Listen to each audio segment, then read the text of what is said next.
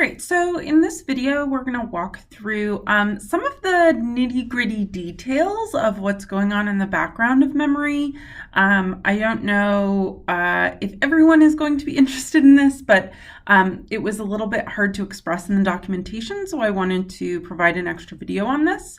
In this section, we're going to be talking about the plots of conditional effects and how they're calculated. So the first thing that we're going to do is talk about how the plot code is generated and what is actually going on kind of behind the scenes. And then I'm going to walk through an example using Model 4, which provides an example of kind of an unusual plot of a conditional effect, and walk through kind of how that happens.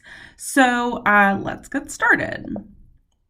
So in memory, you can use the plot equals 1 option to create data sets that you can then use to create plots of conditional effects. And this plot function is not a new functionality in memory. It's been available since memory version 2, but it interfaces a little differently with the mediation and moderated mediation models. So I wanted to dig into this a little bit more. In particular, in the plots, the y-axis is often a predicted difference in the outcome or the mediator. And oftentimes those predicted differences can depend on the values of the other variables in the model, even though that's not what we're focusing on. So when we're focusing on the plots of the conditional effects, we're thinking about the effect of some predictor on an outcome at different values of the moderator. So in some senses, there's kind of 3 variables involved, but when we have the mediation model, sometimes there's additional variables, and I want to explain how exactly we deal with those variables when we create these plots. And a lot of the time, if the other variables don't themselves interact with the variables involved, then the choice of where to condition is only going to shift the graph up and down. It's not going to change the shape. But if these variables interact with the other variables that we're thinking about, we have to be a little bit more conscientious about our choices. So if there are variables that we're conditioning on, typically we're going to rely on their average or their mean, especially if this is another moderator variable. So this was always the default in memory up to this point, is that when we had these variables that potentially like other moderators, and we're looking at one specific moderator, then we condition on the mean of that variable. But in memory, in the mediation models, there's a specific kind of case that is worth noting where the moderator variable can itself interact with this other variable in the model called M-average. And what memory is doing is actually generating a predicted score of M-average based on the value of the moderator that we're choosing, and then using that value in the predicted, in the graph.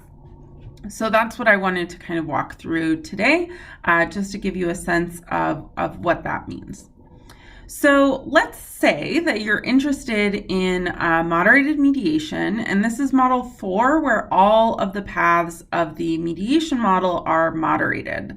So on the left, we have the conceptual diagram where W is moderating here the direct effect, the A paths, so the paths from X to M, the B paths, the paths from M to Y, and also the D paths, which are the interaction between X and M in predicting Y, and W is itself moderating that interaction. So in some senses, there's a 3-way interaction going on in this model, and that is often what causes some confusion.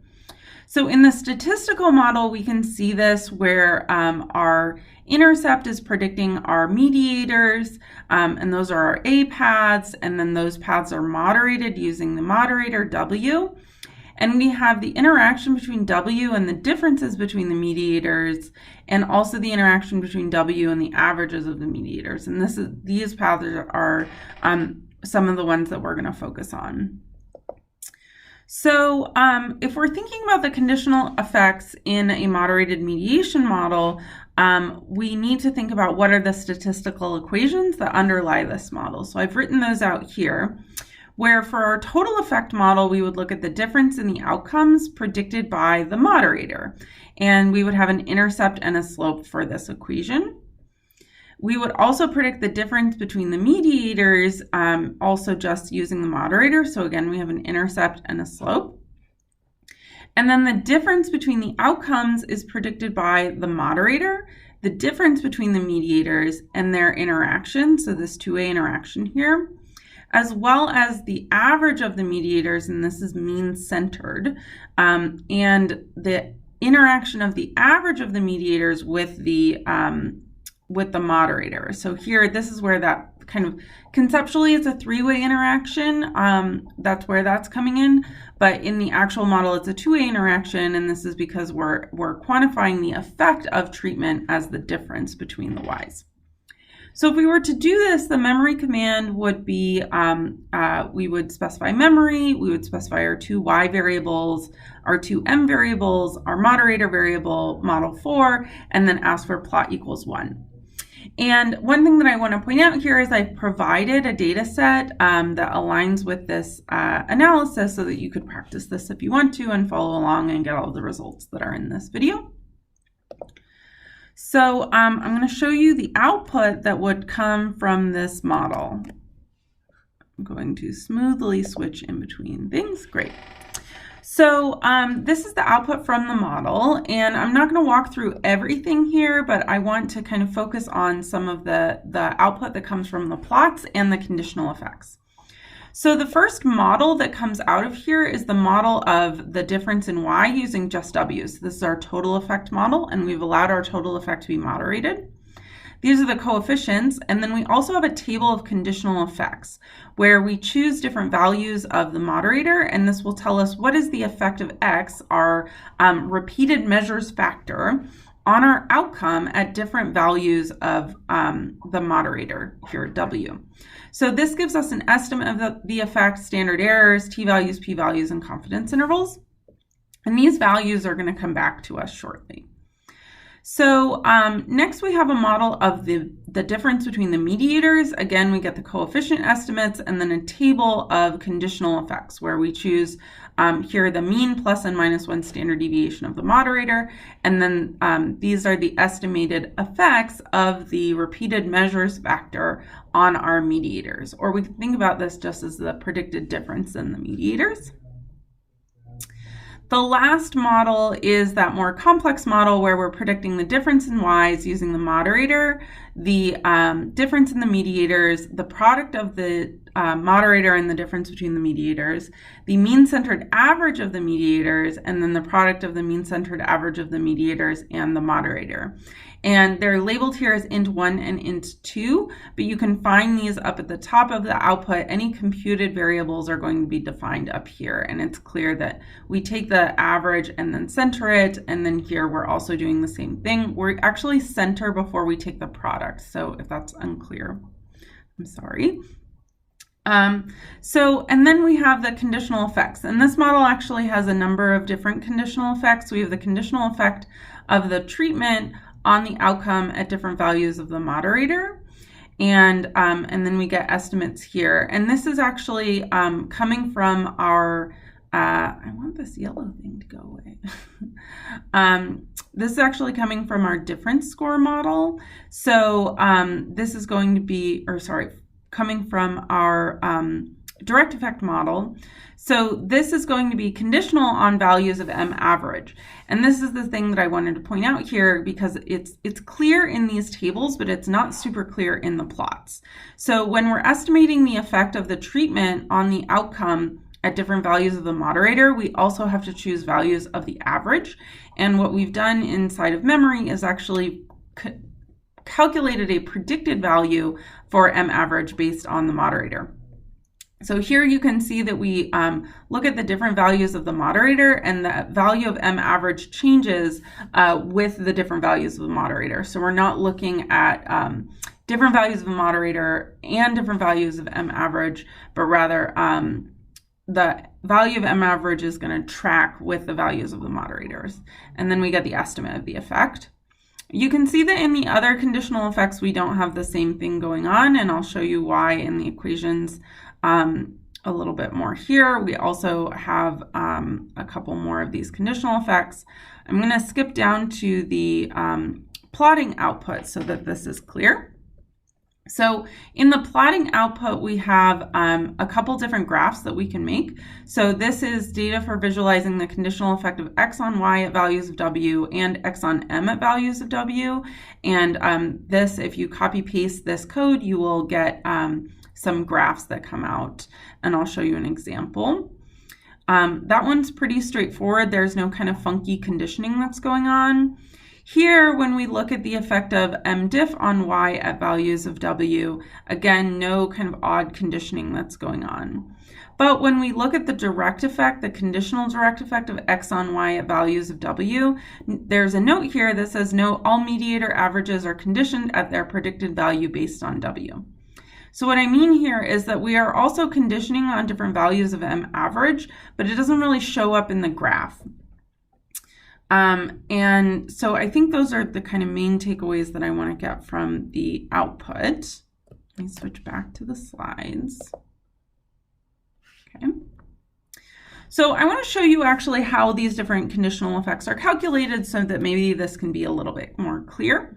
So the conditional total effect of x on y at values of w is just this linear function of our intercept and slope, and then we plug in our value of w.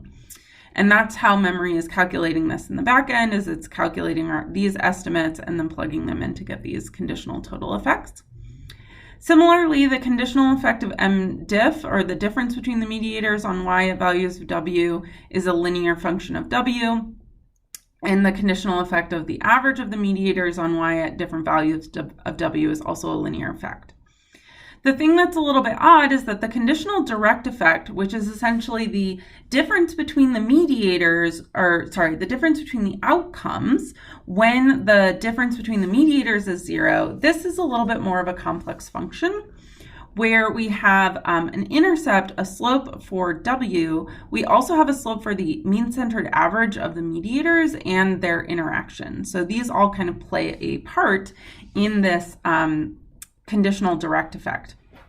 So if we want to plug in values of w, we can do that, but then we still have this mean-centered average that we have to account for in this calculation. So what memory does is it actually fits a linear model in the background where we see, can I predict the mean-centered average of the mediators using w? And then we use that predicted value in this equation. So in fact, what we're doing is we're fitting this linear equation here, and then we're using these coefficients to generate a predicted average, mean-centered average of the mediators, and then plugging that into the model. So I want to walk through what some of the implications of this are. So when we are doing this in the actual plot section, we can see that a lot of the plots don't have any specific notes about being conditioned on specific values. If there are other predictors in the model, they're conditioned at the mean. And then what I've done is in the plot section, there's a little note that says that all mediator averages are conditioned on their predicted value based on W. So that's what's there to remind you that this is what memory is doing in the background, and then it provides this data to make a graph. When you make this graph, it will look something like this. And one of the things that I wanted to point out is that because of this conditioning that we have to do, this effect is actually not linear. So typically it kind of follows a quadratic. So I just wanted to point that out to you as something that is a little different about these conditional direct effects from what you might see in other kinds of models. But this is because memory by default allows for an interaction between the treatment and the mediator, and then in some of these models we've allowed for then the moderator to moderate that interaction. So that's how we get this kind of funky thing that goes on here. Okay, that's all for this section, and thanks for watching, and thanks for using memory, and There will be more videos in this series soon.